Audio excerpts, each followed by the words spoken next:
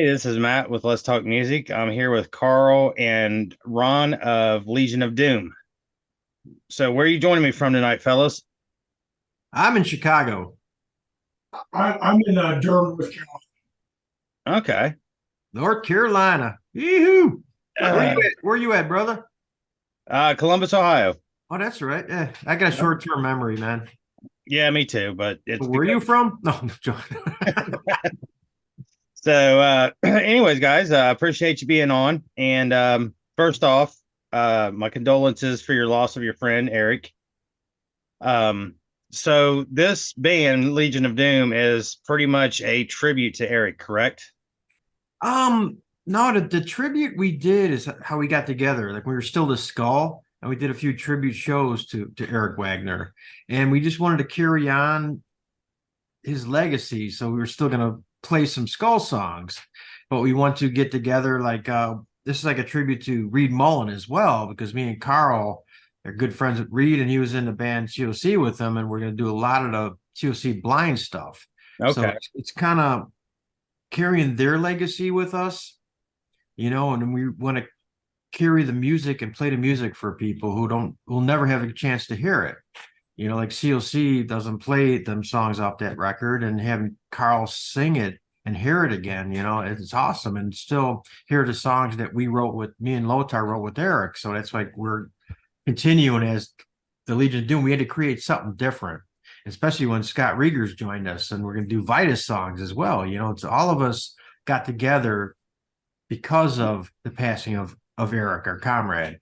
And Hmm. now we're continuing as buddies and jamming and making new music and playing stuff that we wrote years ago. It's going to be fun, man. Hell yeah. So yeah, sadly, his death obviously was the catalyst, but at the same time, something really positive is kind of coming out of this, and that is old friends coming together that have a lot of respect for each other, and we're all huge fans of each other's bands. Speaking of the Blind album, that the Trouble was a huge influence on that album, and that's the man sitting right there. So just the whole thing is we realize that we came together because of that, but then we all have kind of the right to all this other music that we were a part of, So it's one big happy family, and we reserve the right to visit any of this material from any one of the band members and any of the rotating possible other band members that are coming to do it legitimately, Yeah. So, how long was you with COC, man? Well, I did a raging 4 years. I did the one album. I did the Blind album. I was in the band from '89 to '93. And the nice way of saying it is that we part of the company during the making of the Deliverance album. We're all good now, so. Okay. Carol has entered the building. Well, So I mean, for people that don't know, you guys are a current and former lineup of the Skull, Trouble, Saint Vitus, Corrosion of Conformity, Pentagram, and it says and more. So who else did Well, I? not Pentagram anymore, because like Victor Griffin from Pentagram joined when he heard what we were doing. We had shows booked and everything. He's like going, I'd love to do this, So I'm old friends with him, and he signed on or wanted to join with us and play, because he hasn't done anything this big in a while. And then Pentagram found out that he was going to do this. And they're like, well, if you're going to do that, why don't you just come back to Pentagram? And they gave him a better offer. So that was short lived, Oh well. which I mean, hey, I want to see Victor playing in Pentagram. So that's fine with me. He's an old friend of mine. He'll jam with us down the road. So we got an open spot, guitar spot where we flip around. And right now we got a guy named Scott Little who played in Leadfoot with Karl. Hmm. And actually, I jam with Karl and Scott and Reed Mullen years ago. We were doing the Blind record by COC. I mean, this is years ago, and it's coming full circle. It's pretty bizarre, and that's one of my favorite records. I love playing it, so we're kind of continuing that. So so Leadfoot, Vitus, Trouble, Skull, and COC. That's a good bunch of songs right there. Oh yeah, yeah, yeah. I mean, that's a killer lineup, man. I mean, I remember Oh, I forget. It was probably, I know I was late teens when Albatross came out. And that was when I fell in love with COC. That was the first time I had heard them. They were just through town, was trying to get an interview, wasn't able to, but always been a Pepper Keenan fan and, COC fan.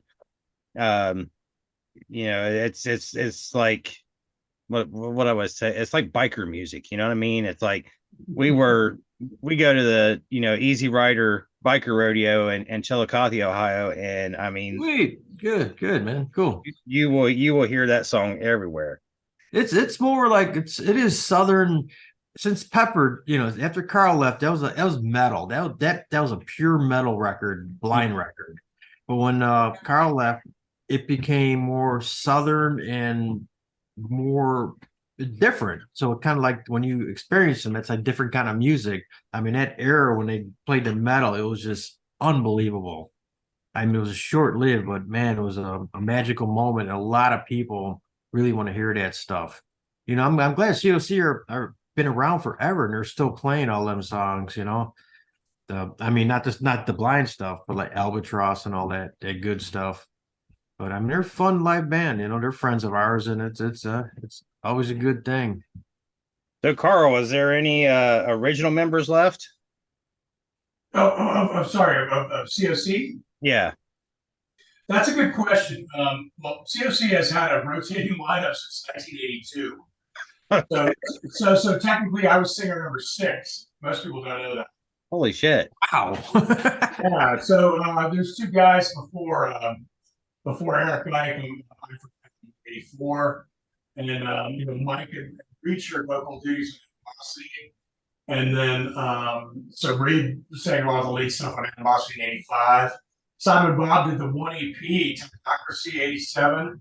I came in 89, and the album got put out in the same year we recorded it in 91. That was me with Pepper singing one song, and then I parted company with them. Me and the bassist at that time was Phil Swisher on that album. We started Leadfoot, and then they brought it. Didn't happen right away. There was a lot of stuff going on behind the scenes, typical band drama, messy divorce, all that. But it is what it is. It's the same old story, right? And they brought Mike Dean back, and they carried on. That line has been steady, except for obviously the absence of Rick Mullen, who's very sadly passed away 3 years ago, over 3 years ago, and but they've had people rotating in and out. Actually, before he was gone, he left and came back. So that it's kind of a crazy family tree, if you look at it. But the most, I guess, the only a true original member that's been there the whole time is Woodrow. It's the core of that band, and then obviously Mike Dean has been there for, it was part of the founding, left, came back. And of course, Pepper's been there since 89 onwards. Right. But if people really want to do the deep dive, and how the band, but it is what it is. It's an interesting story, and it's an unusual story. Yes, and I really never knew all that about them. Like I said, I was introduced to them with Albatross, and so I really didn't know anything before that. And from punk rock to metal, right, to what you experience, it's been a Woody's been fucking playing some crazy shit for a lot of years. Yeah, man, he's a total badass, and his signature style, that thing he does with his hands, like he's awesome. He's an incredible badass. In fact, when I left the band with Phil, he actually played with us for 9 months and was doing double duty. So we were old friends, and he was trying to figure stuff out. But yeah, they're one of a kind and amazing, and I'm glad. I'm very glad and fortunate to have been a part of it all. So. But here we are now, and the stuff that I was part of is something that I'm overjoyed that Ron and the rest of the guys want to do and they're interested. So we, like I said earlier, legitimately we can do it, and it's correct. It's not like a cover band. It's there's actual songwriters and members, for each thing that we do, somebody represents. Yeah. And I mean, that was one of the things that I was going to ask you, Ron, is, in the press release, I read that after Eric passed away, you spent about 9, 10 months doing some soul searching to see whether if you was going to carry on the tradition of the doom metal. I mean, I really I wasn't gonna play again. I was done. And I even told Lothar, he's like, we're done. The skull's over, and it's just I'm like, and I just I couldn't find the mean to play. Like, and my soul just was incomplete, and one night we went out, and I quit drinking whiskey for a lot of years, and and the one night went out with my wife, and I ordered an Irish coffee just out of the blue, and so some whiskey, then I had a shot of Jack Daniels. I'm like, all of a sudden I'm like, huh. I looked down on my phone and text Karl. I go, dude, what are you doing? Want to jam? It was just that quick. It was just out of the blue. And it's like, he's like, whoa, yeah, okay. What do you got going on? And it's kind of like, okay, we're going to do a tribute to Eric. And that's as far as I thought. So this has been going not long-term thinking, just kind of slowly building into what it is now. And now it's like, who knows what's going to happen, but a bunch of cool rock and rollers are getting together and playing music. This is a really wonderful thing, so it is a doom super group, and And we're I mean, it's kind of hard when you've been in music so long, it becomes part of your DNA, absolutely, yeah. and for you to just up and quit, I've never, there's very few people that I know that have actually been able to do that. They some way, somehow end up back into it. Either they're giving lessons or they're, playing with other bands, or, it's very hard. It's almost like heroin. Michael Corleone, right? Yeah. Pulled back into it, but no, it just, yeah, music's in my soul, but I mean, I jammed with Eric for 30 years, man, it was just seeing what happened is just like, fuck, it just lost that just wanting to play, Mhm. and like I said, the soul is a weird thing, man. You need that to do anything creative. And if your soul is fucked up or not right, you can't do nothing creative. Right. It's like it came and it worked out right. It worked out good. It's like I said, the first call I made was Karl. I'm like, okay, we're gonna do this. And then I called Lothar. Hey, guess what? We're gonna rock some more. He's like, damn right. He's from Carolina. He wants to go. So yeah, we're into it, man. Well, I mean, we do know a couple things that are coming up. June 3rd, you guys are playing Legion of Metal Fest in Chicago. And then on the 18th, you're heading over to Hellfest in France. That one I think is on the 9th. Yeah, it is the 18th. We're playing Grass Pop in Belgium on the Friday. I think that's 16th. That's another big metal fest in Europe. We had these two shows booked. Like when we did our second memorial for Eric Wagner, we all got together as a support band to ourselves. We supported the Skull so we can play all these other songs we're having fun with, like the Vitus and the COC. And it's when we call ourselves Legion of Doom. And they're like, the word got out to Europe, and they're like, we're going to book these guys. They did. So they booked us before we were actually a band. Then we put it together and like, okay, we got a couple warm-up shows in Germany and Holland. And then we're playing Atlanta in November, right, Karl? Yep, November 5th, I believe. And what's the name of the festival? Mass Destruction. Mass Destruction in Atlanta in November.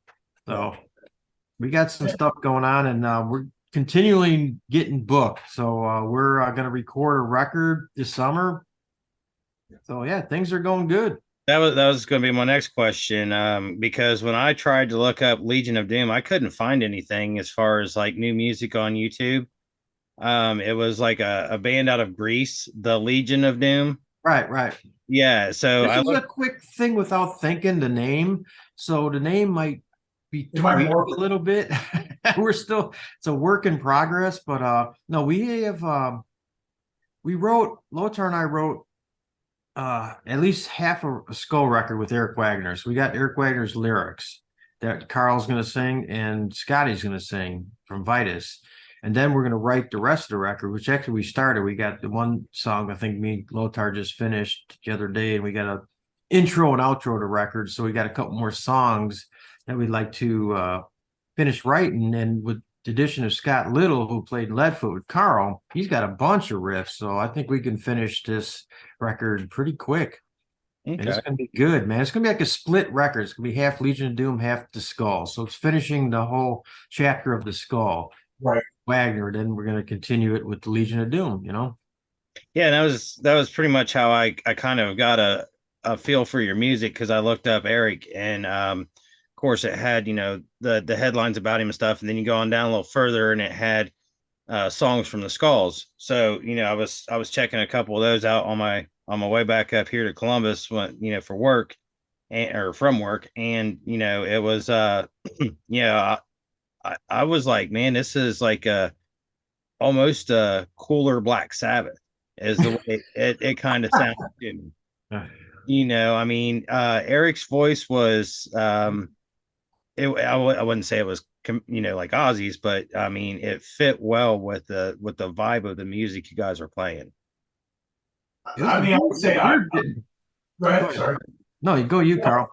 No, I came in as I was always a massive Trouble fan, and in fact, Trouble was a huge influence on CSC, the era that I was a part of. You can hear it in the album. Besides Sabbath, you know, those guys were concurrent, like a band that was going on, and we were huge fans. In fact, you know, like we came up from Maine in December '92, we parked our tour bus in front of Ron and Bob's mom's house, and you know, his mom's house, and like hung out there, and you know, we were old friends, and majorly impressed with that, and lucky to call them friends because we looked up to them. So I've always been a fan of that. Now, when the Skull came in, I was like, this stuff's amazing. The songwriting is incredible. You know what I mean? Like it's incredibly heavy, and just even, I think, even more evolved than what Ron was doing before, and with Lothar and what Eric was doing. No offense to the past, what I'm saying, it just got better, in my opinion. And you know, out of something incredibly tragic, I was, you know, drawn into this, and I'm just like blown away and honored, because to get to sing this high level of quality of material, and then at the same time be part of a team writing new stuff together, is Right. just is amazing to me. So, and the challenge and honor of taking existing lyrics and and potential melodies and placement that didn't actually get released, that was involved, and then interpreting them myself, and then adding to it when my background. You know, it's really cool. It's really exciting. So, and that kind of brings me to my next question is, when you have a super group like so, and everybody comes from such a big background of music, how does that work with the music writing process? Do you all just chip in your ideas together and then lay it out, or does one guy come in and say, okay, I've got this riff, and the rest of you are like, okay, I can go with that? We don't know yet how it's going to work, man. It's Right. like Lothar and I wrote, you know, all the music, most of the music in The Skull, and presented it to Eric, and we worked with him to fit his lyrics into the songs, you know, the editing and arranging of the songs. And we're going to do the same thing with Karl, because we got the songs we're working on first that Eric wrote lyrics, and I have Karl come up with melodies and tweak the lyrics to fit what he's comfortable with the music. So we're going to arrange the music that way, and that's going to give us the guideline to write new music and doing somewhat the same thing. But it's a creative thing that we're going to explore, and it's going to be new, man. It's going to be awesome, you know, writing with these guys, you know, but there's no set way that we're going to do this yet. We're just going to, it's uncharted waters. We're looking forward to diving in and see what happens, man. Yeah. Organic, man. Yep. Yep. Well, Yeah, it's gonna happen.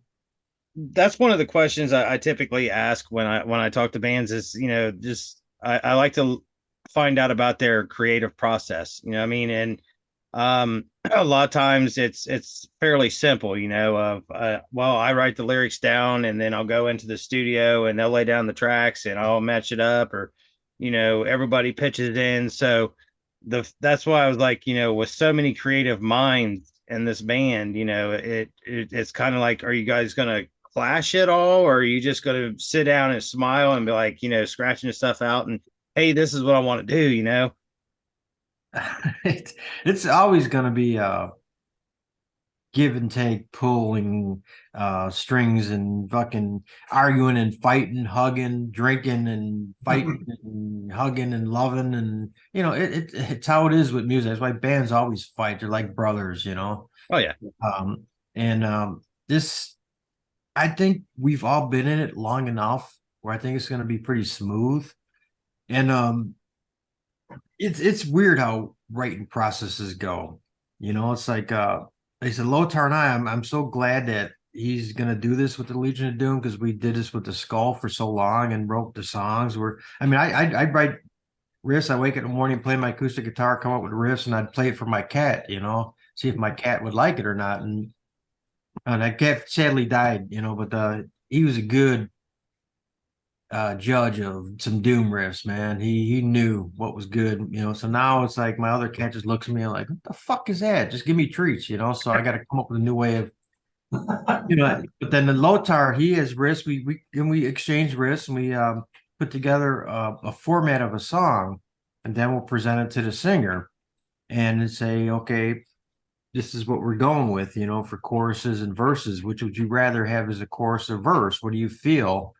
And that's how we're going to probably present with Karl as well. It's like, what do you want us to do it this way or this way? And then you write an arrangement for the beginning, and then he starts writing lyrics and melodies. And usually melodies come first. It kind of just hum into what kind of shit that we threw in his lap, So that's not for me. Yeah, it's just a kind of a call or response. So for me, it's always been the kind of the conduit, through just channels from where, but I've always been one of those kind of nice person. I bounce off the riff. I respond to the guitar and Right. the music. I don't think there's going to be much clashing. I think we all are on the same page with this record, but probably the next record would probably be a lot more fighting, Yeah. Yeah. I'm sharpening my axe right now. Yeah. I don't like that riff you did that next record, right. Man. So, like, when's the last time you guys played live? That was in live in person or live in front of people? Live in front of people. Hammer of Doom in Germany that was back in November. November. Yeah, it was the Skull, but we had the last show. We flew Scotty out, so Scotty sang with him and both Karl. So it was Legion of Doom. Yeah, Legion of Doom. We even had Johan from Candlemass came out and did the tour with us. So that was pretty goddamn badass. In front of thousands and thousands of Germans. Super awesome festival, Hammer of Doom. So it was a really good night. It was on a bigger scale. So onward and upward. Okay. Yeah, I mean, metal is huge in Europe. Like one day I just get this press release from, I want to say it was Noble Demon Records, which is one of the former owners of Nuclear Blast. And I was like, yeah, sure, I'd love to talk to him. And now it's daily that I'm getting hit by 15, 20 publicists over there, getting hit by record companies and stuff, and it's been freaking amazing. I mean, it's one thing that I love a live interview. Pre-show is okay, but I love post-show because everybody's still amped up and stuff, and you're like, man, that was a great show. And but this technology is awesome, because I mean, I can talk to somebody now, excuse me, and see their face, and people can get a feel for who you are. And 20 years ago, this would have been a phone call that would have cost a fortune. And, you know, somebody would have slapped the piss out of me for, you know, a $200 bill to Germany. Yeah, So, you're right. Yeah, I things are. remember, It's like you never know. Like you do these interviews, you don't know where they're from. You know, it's like kind of like we see their name. It's like, okay, is this the States or is this Europe or we have no idea. It's right. this is it's like and hearing your accent, I'm like, oh, cool. We got a buck. boy here. Well, and that's it. Like, you know, that's what I'll typically, I'll usually listen to the song first.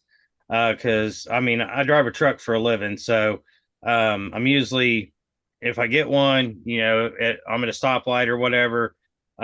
This is for safety purposes. I'll open up my phone and hit play on the, you know, the music that they sent me in the press release. But it's not till later when I actually am sitting somewhere where I can look at the press release and see, okay, these guys are, you know, from Finland. I just, what was it, Saturday? I did a band from Germany and a band from, oh, where were the, Netherlands. So, I mean, and it's their metal over there is just crazy. I mean, it's No, like Europe is definitely more extreme than the yeah, US for sure. it's a lot like our like when we first started with like death metal and extreme metal. So, but I mean, yeah, that's cool that you guys are getting to go over there and play, and that you just played there, you know, not too long ago. I mean, and that's a lot of. I shit you not, man. I will post a band that is, you know, pretty relevant here on YouTube, and then I'll post a band that I just did from over in Europe, and the one in Europe has like 50 more views than the one here, and it's just because they love their metal over there. Absolutely. Yeah, they do. They do. I mean, Those bands are supported in another way that we aren't. You know, just not to go there maybe, but the culture and art scene in Europe has always had more support. People have always been supportive of music in general. And that's not taken away from the awesome fans over here. It's not about that. It's just that they have the infrastructure and they've been encouraged from way back when. So they got the upper hand on. It looks like we have another interview in about 1 minute, man. I don't cut you short, but hey, that's fine, guys. I understand. Um, Say hi to my kitty cat. Hello, kitty cat. So yeah, best of luck to you guys. It was great talking with you, and man, you know, I'll look forward to checking out the new material. Thank you very much, man.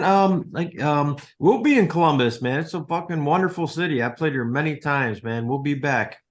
Sounds good. It's always been awesome. I really, really, really appreciate your time and your effort, man. And I look forward to talking to you again and meeting you in person out there. Hey, sounds great, buddy. Thank you so much for your time, guys. Hey, bro. Take care, man. You too.